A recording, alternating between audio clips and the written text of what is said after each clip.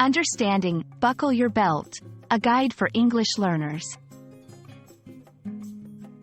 Hello, everyone. Today, we're going to explore a common English phrase, buckle your belt.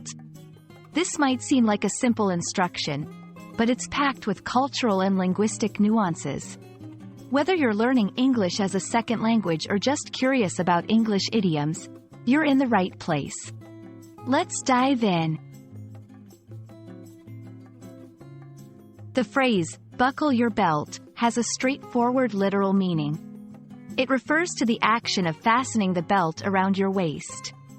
A belt is a strip of leather or cloth worn around the waist to support clothes or for decoration. The buckle is the metal clasp used to fasten the two ends of the belt. This action is common before leaving the house or when getting dressed. Interestingly, buckle your belt can also have a figurative meaning. In this context, it's an idiom that means preparing for a challenging situation or getting ready to face something difficult. It's similar to other phrases like, brace yourself, or get ready. For example, if someone says, buckle your belt, it's going to be a tough day at work, they mean that you should prepare for a challenging day ahead.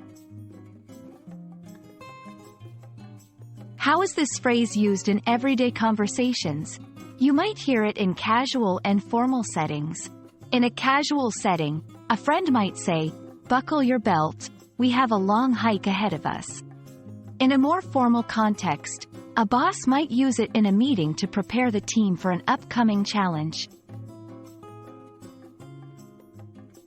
It's also important to understand the cultural context of this phrase. Buckle your belt reflects a culture of preparedness and readiness, which is valued in many English-speaking societies. It conveys the idea of being responsible and ready to tackle any task or challenge that comes your way. Buckle your belt is more than just a phrase about a clothing accessory. It's a versatile idiom that captures the essence of preparedness and readiness in the English language. Whether you're literally fastening your belt or bracing yourself for a challenge, this phrase is a handy addition to your English vocabulary. Thanks for watching, and I hope this has been enlightening. Keep practicing, and you'll master the art of English idioms in no time.